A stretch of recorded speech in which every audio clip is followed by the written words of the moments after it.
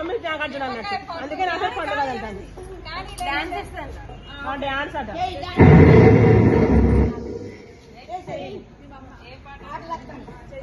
ఇద్దరు కలిసి చేయాలి.